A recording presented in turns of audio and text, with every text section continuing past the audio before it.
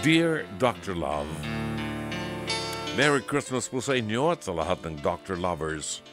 Isa po ako sa inyong silent listener. Ako po si Mary, 25 years old, mula sa Tarlac. Gusto ko lamang po sanang i-share ang naging karanasan ko ngayong Pasko.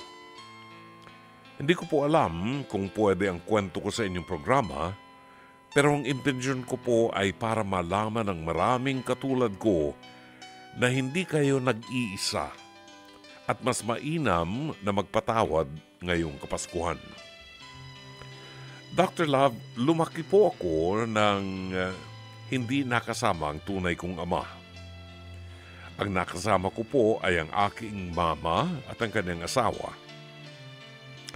Kung tawagin ko po ay tito.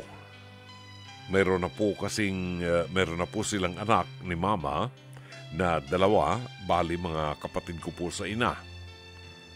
Kahit ganoon na parang saling pusa lamang po ako sa kanilang pamilya, hindi ko naman po naramdaman kay mama na ako'y naiiba. Kaya nga lang, kay tito, siyempre, iba pa rin talaga. Mahal ko si mama, si tita at maging si tito at ang mga kapatid ko.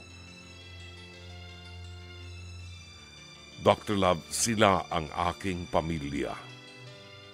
Pero nung ako po ay 14 years old, nangyari po ang pinakamasakit na pangyayari sa buhay ko. Tingin ko doon din sinubok ang paniniwala ko sa Panginoon nung 14 anyos pa lamang po ako, Dr. Love. Ang aking tito ay ginawan po ako ng masama. Hinalay ako at inabuso niya ang aking pagkababae.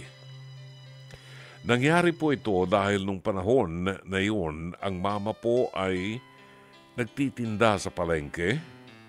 Ang bunsong kapatid ko iniiwan sa nanay ni tito at ang isa naman po ay nag-aaral na. Bali ang natitira po sa bahay ay ako at saka si tito. Hindi po kasi nila ako pinag-aral at ako ang nakatoka sa gawaing bahay. Nung ginawa niya po yung Dr. Love, hindi ako makasigaw, hindi ako makapalag. Pero sa isip ko, pinapatay ko siya. Tumutulo lang ang luha ko. Iniisip kong paniniwalaan ba ako ni mama kung magsumbong ako. Matapos yun, naging lakwatsera na ako. Ayoko nang huminto sa bahay at sa tuwing aalis si mama, naglalaboy na rin ako. Wag lang maiwan sa bahay. Hanggang sa napansin na yun ni mama dahil dumalas na. Kinausap niya ako na mahiya naman daw ako kay tito. Nagiging sanhi na raw ako ng pag-aaway nila. Sinabi niya ring mabuting araw at tinanggap siya ni tito kahit may anak na siya at tinanggap din ako. Nang marinig ko ang salitang yun, naggalit po ako, Dr. Love. Napabulalas ako sa galit.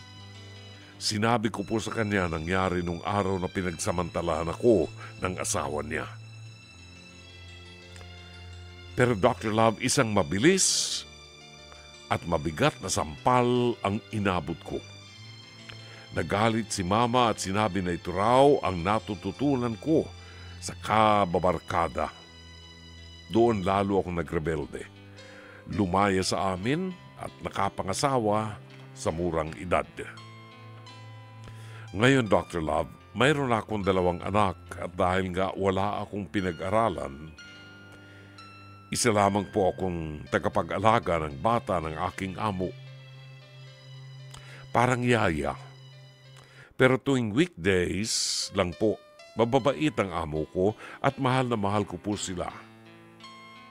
Kahapon, 24, pinayagan nga po nila akong makasama ang anak at asawa ko kaya nasa bahay ako sa pagsalubong sa Pasko.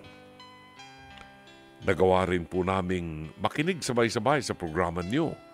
Binuksan na rin namin ang radyo para marinig namin ang mga Christmas music na inyong pinapatugtog. Mabuti na lamang din pinayagan nilang umuwi ako dahil nung araw din po palang yun, mawawala ang matagal na galit na daladala ko. Binisita po ako ni Mama, binati ng Merry Christmas at niyakap. Umiyak po siya at akala ko naman dahil sa mahabang panahon, ngayon lang kami nagkita. Pero hindi, Dr. Love, nagulat ako na ang binitawan niyang salita ay ang patawarin ko raw siya. Paulit-ulit po siyang humingi ng tawad sa akin. Nagsusorry siya dahil hindi niya raw po ako pinaniwalaan agad. Nagsusorry siya kasi hindi niya ako naprotektahan bilang ina na dapat ay magprotekta sa kanyang anak. Dr. Love, nanlambot po ako at nanghina. Hindi ko akalain na darating pa rin pala ang panahon na ito at sobrang luwag na po ng aking pakiramdam. Ngayon, pinapatawad ko na po si Tito. Pinatatawad ko na rin po ang aking mama. Yun nga lamang po, si Tito ay wala na raw, sabi ni Mama. Napatay sa loob ng kulungan.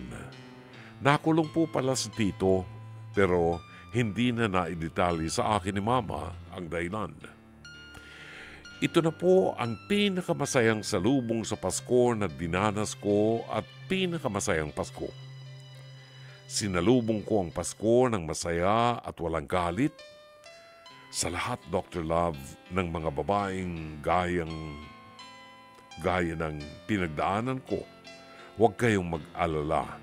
Patuloy na maniwala sa Diyos at huwag magpakain sa galit. Hindi nyo man makamit ang hustisya sa ibang paraan, ibibigayan ng Panginoon.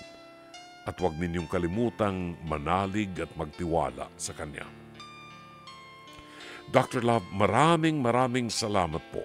Isa rin po kasi kayo sa dahilan kung bakit kahit gaano kabigat ang buhay sa tuwing naririnig namin ang inyong payo, magbabalik loob kami sa Panginoon.